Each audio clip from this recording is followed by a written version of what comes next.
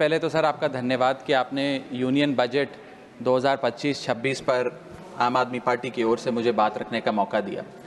Sir, इस budget को सरकार ने मिडिल क्लास का बजट कहकर बताया और कहा कि ये मिडिल क्लास की सारी समस्याओं का हल है इस बजट में।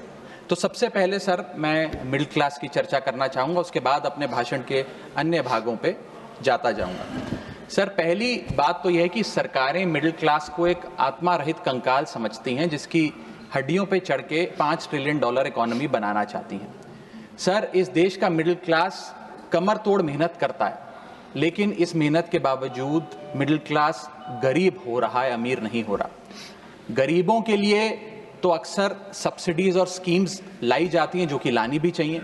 अमीरों के लिए production linked incentives, rebate, tax incentives, न जाने क्या क्या लाया जाता है, लेकिन इस देश के मिडिल क्लास को कुछ हासिल नहीं होता। ऐसा लगता है कि सरकारें समझती हैं कि देश के मिडिल क्लास के ना सपने हैं ना अरमान है, लेकिन वो सोने का अंडा देने वाली वो मुर्गी है जिसकी गर्दन जब चाहे मरोड़ के टैक्स वसूल लिया जाए। इसी के चलते सर मैं कहना चाहता हूं कि इस देश में मांग यानी कि डिमांड इसलिए गिर रही है क्योंकि इस देश का मिडिल क्लास सिकुड़ रहा है। तमाम आंकड़े एफएमसीजी सेक्टर से लेके गाड़ी बेचने वाले कंपनियों की सेल्स के आप उठाकर देखेंगे तो वो आपको यही बताएंगे कि इस देश का मिडिल क्लास खर्च नहीं कर रहा, और खर्च इसलिए नहीं कर रहा क्योंकि उसकी जेब में आमदनी ही नहीं है। मिडिल क्लास खाली सेंसस के लिए नहीं है सर, उसके भी अपने अरमान हैं, उसके अपने सपने हैं। 1989 में यूनाइटेड स्टेट्स ऑफ अमेरिका में एक पिक्चर बनी थी जिसका नाम था Honey I shrunk the kids. मुझे लगता है भारत देश में वर्ष 2025 में पिक्चर बननी चाहिए honey I shrunk India's middle class. Sir, मैं आपको साफ तौर पे बताना चाहता हूं कि मिडिल क्लास टैक्स उससे वसूला जाता है जैसे उससे किसी अधिकार से हम टैक्स ले रहे हैं और सुविधा उसको एहसान मुताबिक दी जाती है। सर, नेस्ले इंडिया के अभी आंकड़े आए जो इस देश की सबसे बड़ी एफएमसीजी कंपनियों में आता है। उस आंकड़ों में यह पता लगा कि 8 वित्तीय वर्षों में इस वर्ष सबसे कम ग्रोथ उन्होंने दर्ज कराई है। और जब नेस्ले इंडिया के चेयरमैन से यह बात पूछी गई कि क्यों आप अपनी लोएस्ट ग्रोथ पर आ गए, तो नेस्ले इंडिया के चेयरमैन ने कहा कि भारत का मिडिल क्लास खरीद नहीं रहा, भारत का मिडिल क्लास सिकुड़ रहा है। मैं महंगी गाड़ी और महंगे मकानों की बात नहीं कर रहा सर, लेकिन सस्ती गाड़ी और सस्ते मकान जो मिडिल क्लास खरीदता है उनकी डिमांड घटती जा रही है, उसकी प्रोडक्शन घटती जा रही है, जिसका सीधा इंपैक्ट हमारी इकोनॉमी पर है। काफी चर्चा हुई सर सरकार द्वारा कि हम मिडिल क्लास के लिए 12 लाख की टैक्स रियायत लेकर आए। मैं सर बतौर चार्टर्ड अकाउंटेंट ये बताना चाहता हूं कि ना ही ये टैक्स एग्जेम्पशन है, ना ही ये टैक्स डिडक्शन है, ये एकमात्र टैक्स रिबेट है। इस रिबेट का स्वागत हम सब करते हैं, हम सबको खुशी हुई, लेकिन मैं आपको इन तीनों में फर्क बताना चाहता हूं और ये दिखाना चाहता हूं कि कैसे चोर दरवाजे से इंडियन मिडिल क्लास से अभी भी इनकम टैक्स वसूला जा रहा है। पहली चीज सर, ये इनकम टैक्स एग्जेम्पशन नहीं है।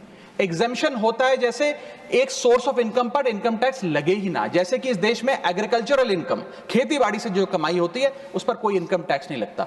ये वो नहीं है। ये टैक्स डिडक्शन भी नहीं है। टैक्स डिडक्शन होता है कि फर्ज करिए आपने साल में 15 लाख रुपए कमाए, इनकम टैक्स डिडक्शन आपको 12 लाख रुपए की मिली, तो 15 घटा 12 3 लाख पर आपको इनकम टैक्स देना पड़ेगा। ये टैक्स डिडक्शन भी नहीं है, ये टैक्स रिबेट है।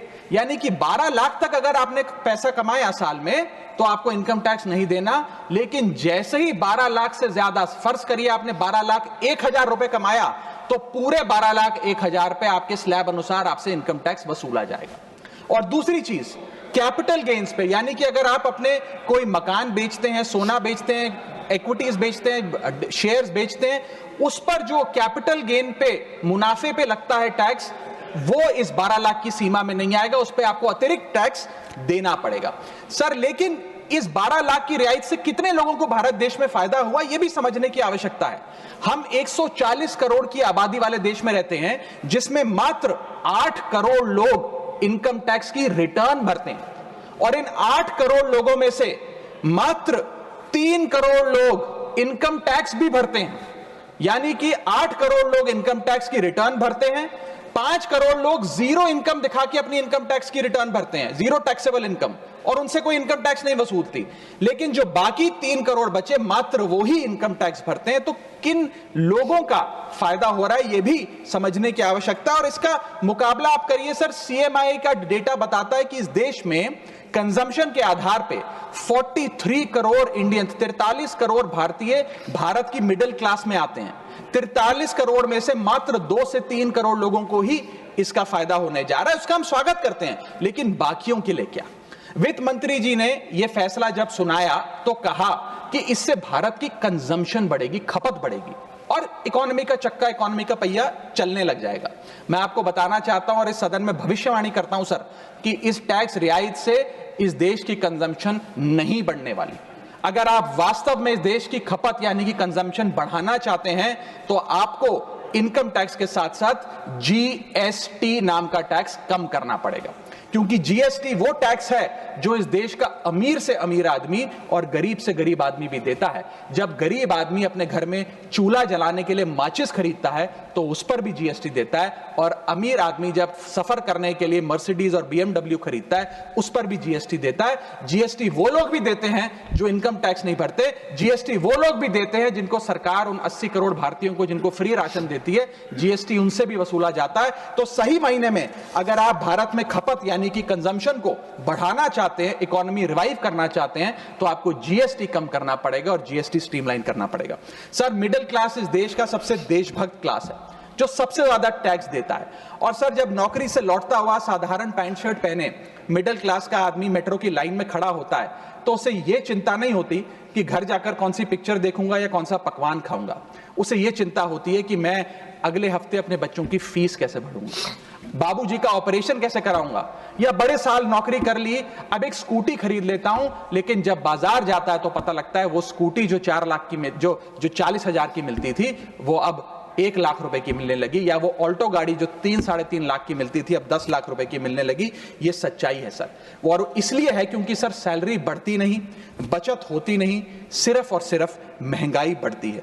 और सर, मैं ये भी आपको बताना चाहूंगा, रिपोर्ट्स बताती है, इकोनॉमिक सर्वे ऑफ इंडिया बताता है कि सैलरी औसतन मात्र 3% बढ़ी है पिछले वित्तीय वर्ष में, जबकि food inflation 10%, health care inflation 15% और कंज्यूमर प्राइस इन्फ्लेशन और न जाने कितनी इन्फ्लेशन तो इनसे कहीं ज्यादा ऊपर आंकड़ों पर आज मंडरा रही है, लेकिन उसके मुकाबले सैलरी मात्र 3% बढ़ी है। सर, देश का मिडिल क्लास एक बहुत बड़े डेट ट्रैप में भी फंसने जा रहा है। मैं ये भी भविष्यवाणी आज करना चाहूंगा, क्योंकि भारत का household debt to GDP ratio आज 40% पे खड़ा हो गया। सरल भाषा में बताऊं तो भारत के मिडिल क्लास परिवार आज रोजमर्रा के जीवन के लिए, अपने डेली एक्सपेंसेस के लिए लोन लेने पर मजबूर हो गए हैं, चाहे वो पर्सनल लोन हो, चाहे वो क्रेडिट कार्ड के जरिए हो, या चाहे वो अन्य प्रकार से फाइनेंशियल इंस्टीट्यूशन से ब्याज पर पैसा लेना हो। यानी कि जो सैलरी 1 तारीख को आती है वो पहले ही आपके रोजमर्रा के जीवन में जो आपने खर्चा करने के लिए ब्याज पर पैसा लिया हुआ है उसके भुगतान में लग जाती है, और इंडिया का मिडिल क्लास एक डेट ट्रैप में फंसता जा रहा है। ये लोन कोई मकान बनाने के लिए या दफ्तर खरीदने के लिए या एसेट क्रिएशन के लिए नहीं है, ये day to day expenses meet करने के लिए, जो भारत के मिडिल क्लास को एक डेट ट्रैप में खड़ा करता जा रहा है। सर, सैलरी तो 7 तारीख को आती है महीने की, लेकिन 1 तारीख को मकान मालिक आ जाता है दरवाजे पे दरवाजा खटखटाने की किराया दो, और सारी उम्र काम करने के बाद एक मिडिल क्लास का आदमी सोचता है कि अंत में रिटायरमेंट के समय एक छोटा सा अपना मकान, जमीन खरीद के मकान बनाऊंगा। जमीन खरीद के मकान बनाना तो छोड़िए सर, आज रियल एस्टेट के प्राइसेस आपकी अर्निंग्स, मिडिल क्लास की अर्निंग्स के मुकाबले इतने ज्यादा हैं कि रिटायरमेंट 2-3 जन्म काम करने के बाद, रिटायरमेंट लेने के बाद भी शायद वो 2 BHK अपार्टमेंट भी नहीं खरीद पाएगा। इसीलिए मिडिल क्लास आज सरकार को वो गाना सुनाना चाहता है कि सारी उम्र हम मर मर के जी लिए, एक पल तो अब हमें जीने दो। सच्चाई यह है सर कि मिडिल क्लास के घरों में जब कभी शादी का कार्ड आता है तो चिंता हो जाती है कि सगन में कितना पैसा देना पड़ेगा, और साथ ही साथ नया सूट सिलवाना पड़ेगा, ट्रेन का खर्चा हो जाएगा, एटसेट्रा।